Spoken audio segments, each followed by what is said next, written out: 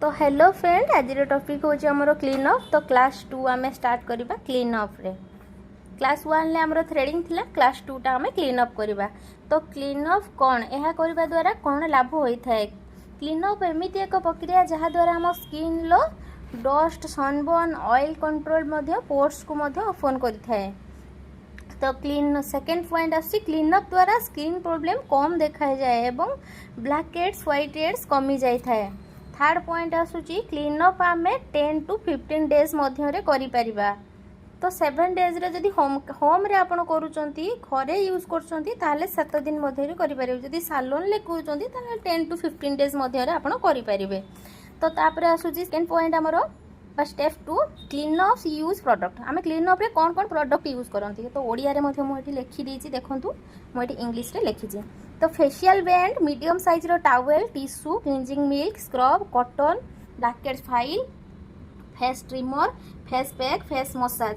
तो जदि आम स्क्रब पर अधिक पिंपल्स बा अधिक अपर पोर्स होता है ऑयली स्किन थाए ताहले आम फेस पैक लगेबा। जदि अधिक ड्राई थाए ताहले आम मसाज क्रीम रे पैक बदल में आम मसाज क्रीम हल्का नहीं मसाज करबा। देन आसुची टोनर, तापर मॉइस्चराइजर बा सनस्क्रीन। डे टाइम जदि हितबा आम सनस्क्रीन लगेबा, जदि नाइट टाइम हितबा आम मॉइस्चराइजर लगेबा। देखा तापर कौन आसूची प्रोसीजर बा केमिति व्यवहार करबा आमे। तापर आसूची प्रथम आसीबो क्लाइंट काउंसलिंग। तो क्लाइंट काउंसलिंग आमे एथि पई निहाती मेजर सबु काम रे आमे क्लाइंट काउंसलिंग ता निहाती करबा। कारण केबे करिचंती पूर्वरु केबे क्लीन अप करिथिले, तापर कौन कौन होम केयर यूज करूचंती, तांको स्किन टाइप कौन होची, आमे काउंसलिंग करिकी तापर आमे व्यवहार करबा। तो माने क्लाइंट काउंसलिंग परे आमे निहाती हमर हाथ को क्लीन रखिबा। सबु बेले हाथ को क्लीन रखिकी ही प्रोडक्ट यूज करबा। तापर आसूची आमे फ्रंट साइड माने टावेल को ड्राफ्टिंग फ्रंट साइज रे करबा। फ्रंट साइज रे टावेल ड्राफ्टिंग करबा। तापर मेकअप रिमूव करबा। मेकअप रिमूव कर सारिबा परे तापर क्लीन विथ सुइटेबल क्लींजर। तो आमे जो क्लींजर हमको सूट करूची तो आमे से क्लींजर रे क्लीन करबा। भल्लो रे क्लीन करि देबा, सुखीबा को देबा नहीं। तो सब बेले पानी लगे क्लींजर काम है सब क्लीन करबा। आमे जते ड्राई कर देबा से डस्ट केमती बाहर करबा। तो आमे सब बेले पानी देकी ताको क्लीन करबा। तापर क्लींजर कर साला परे टोनर को आमे डाब डाब करी लगाइबा। तापर आसुची हमरो scrub. Scrub apply maximum 4 to 5 minutes finger massage रहइबो। तो स्क्रब को आमे अप्लाई करबा 2 to 3 मिनिट्स छाड़ी देबा लगाइकी। तापर टोनर साहाय्य रे टोनर हाथ रे हल्का नहीं आंगुठी द्वारा हल्का हल्का मसाज करबा। अधिक प्रेस करबा नहीं कारण रेडनेस देखा जिबार चांसेस अधिक थाए। तापर आमे स्क्रब को भल रे क्लीन कर देबा। क्लीन कर साला परे कोन करबा स्ट्रीम यूज करबा। तो देखंतु streamer use with 4 to 5 minutes maximum 7 minutes.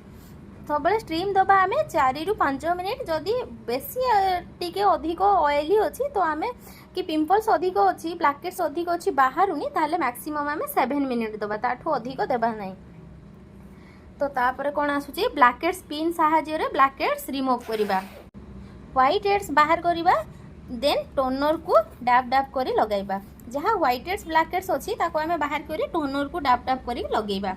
Apply pack बा जदि मु कहि दैछि सेठी पूर्वरु जदि आपनकर एक्सेस ऑयली अछि पिंपल्स बहुत बाहर करछथि ताले आमे पैक बदल रे एठी पैक लगै परिबा। जदि हमर ड्राई स्किन अछि ताले पैक को स्किप करी आमे हल्का टिके मसाज क्रीम नै की मसाज करी की छाड़ीबा।